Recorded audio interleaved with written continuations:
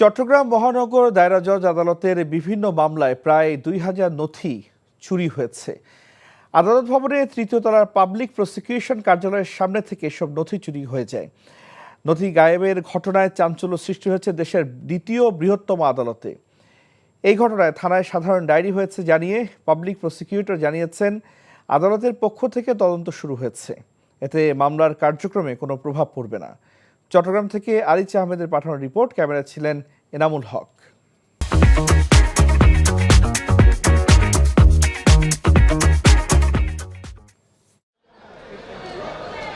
চট্টগ্রাম মহানগর দায়রা জজের অধীনে ৩০টি আদালতের ১,৯১১টি পুলিশ প্রতিবেদনের মামলার নথি চুরি হয়ে গেছে। ২০২৩ সালের ২৪ এপ্রিল থেকে মহানগর পিপি কার্যালয়ের সামনে এসব নথি স্তূপ করে রাখা হয়েছিল। হত্যা, ডাকাতি, বিস্ফোরক, মাদক চোরাচালানের মতো গুরুত্বপূর্ণ মামলার নথি চুরি হয়ে যাওয়ার পর টনক নড়ে আইন কর্মকর্তাদের। এসব নথি দীর্ঘদিন ধরে আইন কর্মকর্তার কার্যালয়ের বাইরে রাখা ছিল। পিপি অফিসে স্থান সংকুলন না হওয়ার কারণে প্লাস্টিকে মোড়ানো এসব নথি পিপি অফিসের বাইরে রাখা ছিল।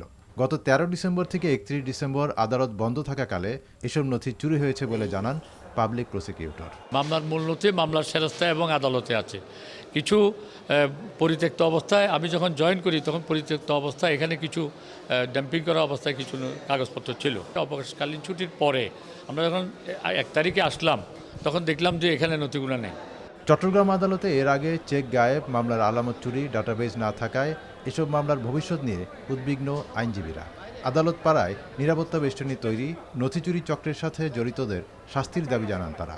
অ্যাকোমোডেশন থেকে যাবতীয় সুযোগ সুবিধা দেওয়া হয় যাতে করে এ ধরনের ভবিষ্যতে কোনো ধরনের ঘটনা না ঘটে। নথির নিরাপত্তা যদি আমরা দিতে না পারি, এখানে মানুষের নিরাপত্তা না, একজন আইনজীবীকে খুন করা হয়েছে, এখানে যে কোনো কেউ ঢুকে যেতে পারে আদালত অঙ্গনে। এসব সিস্টেমে আনতে হবে, এই অনিয়ম বন্ধ করতে হবে, সংস্কার এখানেও করতে হবে। ডিসেম্বরে অবকাশকালীন সময়ে চুরির এই ঘটনা ঘটেছে জানিয়ে কোতোয়ালি থানায় অভিযোগ করেছেন আদালতের পিপি। বিষয়টি তদন্ত করছে পুলিশ। NTV news desk.